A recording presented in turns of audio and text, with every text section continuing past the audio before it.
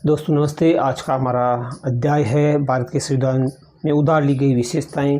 कौन से देश से कौन सी विशेषता ली गई है उससे संबंधित हमारा टॉपिक है। देश की बात करें और फिर हम यहाँ लेंगे विशेषताएं। तो पहला जो देश है वो है ब्रिटेन। ब्रिटेन से हमारे भारतीय संविधान में क्या लिया गया है, तो इसमें 3 चीज़ें आपको याद रखना है। संसदीय सरकार, एकल नागरिकता और द्विसदनात्मक व्यवस्था। हमारा जो भारतीय संविधान है, लोकसभा और राज्यसभा दो सदन है, तो ये द्विसदनीय व्यवस्था ब्रिटेन के संविधान से ली गई। आपको मालूम है कि ब्रिटेन में भी 2 सदन है। उन सदनों के आधार पर ब्रिटेन से यहाँ पर द्विसदनात्मक व्यवस्था दी गई। एकल नागरिकता, हम भारत के नागरिक, हम दिखते हैं ना कि हम भारत के नागरिक हैं, तो हमारी यहाँ इकहरी जो नागरिकता है वह भी ब्रिटेन के संविधान से ली गई है। और संसदीय सरकार के बारे में आप जानते हैं। आयरलैंड के संविधान से क्या लिया गया है? आयरलैंड के संविधान से 2 चीज़ें जो महत्वपूर्ण है वो ली गई है और कई बार ये परीक्षा में पूछा गया है। राज्य के नीति निर्देशक तत्व आयरलैंड के संविधान से लिए गए हैं। और दूसरा जो महत्वपूर्ण टॉपिक है कि राष्ट्रपति चुनाव की जो प्रक्रिया, भारत में जो राष्ट्रपति का चुनाव होता है उसका जो प्रोसीजर है वो प्रोसीजर आयरलैंड में होने वाला जो राष्ट्रपति चुनाव है उससे लिया गया है। तीसरा देश है संयुक्त राज्य अमेरिका।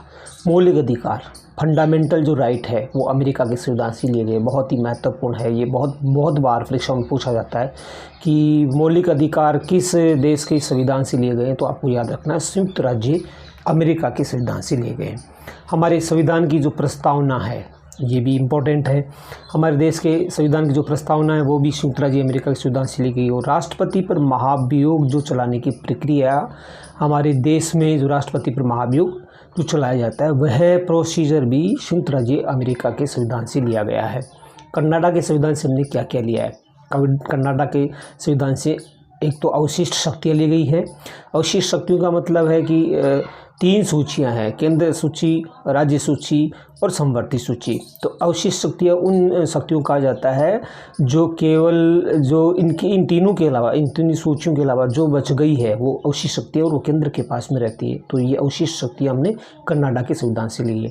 विभिन्न राज्यों में राष्ट्रपति के द्वारा राज्यपालों की जो नियुक्ति की जाती है वह भी कनाडा के संविधान से ली गई है। ऑस्ट्रेलिया, ये महत्वपूर्ण देश है। समवर्ती सूची की जो अवधारणा है, आपको मालूम है 3 सूचियाँ होती है, संघ सूची, राज्य सूची और समवर्ती सूची। संघ सूची पर का जो विषय है उस पर कानून बनाने का अधिकार केवल और केवल केंद्र सरकार को है। राज्य सूची पर जो कानून बनाने का अधिकार है वो राज्यों को है। और समवर्ती सूची वह सूची है जिसमें केंद्र और राज्य दोनों को समान अधिकार है। जैसे मान लीजिए शिक्षा समवर्ती सूची के अंतर्गत आता है।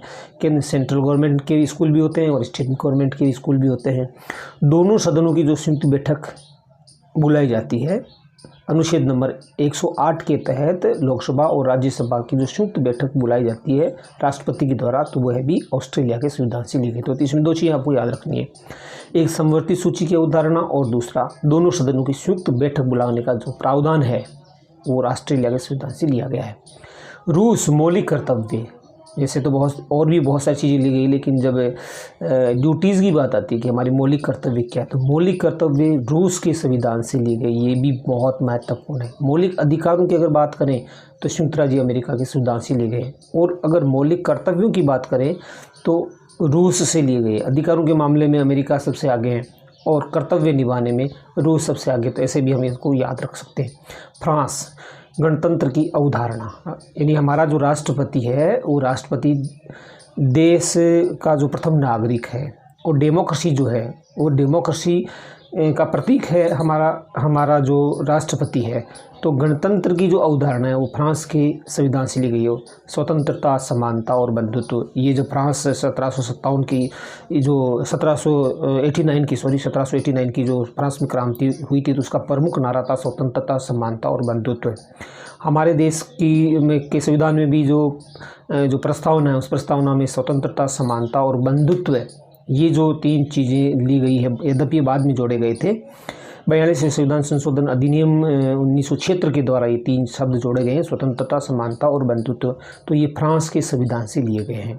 इम्पोर्टेंट, बहुत इंपॉर्टेंट है ये स्वतंत्रता, समानता और बंधुत्व की अवधारणा किस देश के संविधान से ली गई, तो फ्रांस के देश से लिया गया है। जर्मनी, आपातकाल में हमारे जो मौलिक अधिकार है वो निलंबित हो जाते हैं। मैंने पूर्व में आपको जो टॉपिक बताया तो उसमें बताया था कि जब देश में अनुच्छेद 352 लगता है तो उसमें अनुच्छेद 20 और 21 को छोड़कर बाकी जितने भी अधिकार है वो सारे के सारे निलंबित हो जाते हैं। 20 और 21 का संबंध प्राण और देह स्वतंत्रता से है, इसीलिए हर व्यक्ति को अपने प्राणों की रक्षा का अधिकार है। उसको छोड़कर बाकी जितने भी अधिकार है वह अधिकार आपातकाल के दौरान स्वतः ही निलंबित हो जाते हैं। तो आपातकाल में मौलिक अधिकारों के निलंबन की जो प्रक्रिया वो जर्मनी के संविधान से ली गई है। और दक्षिण अफ्रीका का जो संविधान है उसमें संविधान में, हमारे देश में संविधान में जो संशोधन की प्रक्रिया जो अपनाई जाती है वो दक्षिणी अफ्रीका का जो संविधान है उससे ली गई। ये भी इम्पोर्टेंट ही है। और राज्यसभा में सदस्यों का जो चुनाव है वो किस तरह से होता है, उसका सारा जो प्रोसीजर क्या है, तो वह दक्षिण अफ्रीका के संविधान से लिया गया है। मैं एक बार फिर आपको याद दिला देता हूँ। परीक्षाओं के दृष्टिकोण से इसमें एक तो ये याद रखिए आप, स्वतंत्रता, समानता और बंधुत्व, ये फ्रांस से लिया गया है। मौलिक कर्तव्य रूस से लिया गया है। और अब बात आती है यहाँ पर राज्य की नीति निर्देशक तत्व तो आयरलैंड के संविधान से लिए गए। और संसदीय सरकार और एकल नागरिकता ब्रिटेन के संविधान से लिए गए। और मौलिक अधिकार तो इम्पोर्टेंट है ही। मौलिक अधिकार मैंने आपको बताया था संयुक्त राज्य अमेरिका के संविधान से लिए गए हैं। समझ तो आपको वीडियो अच्छा लगा होगा, और अगर मेरा वीडियो अच्छा लगता है तो लाइक और सब्सक्राइब जरूर करें। Thank you.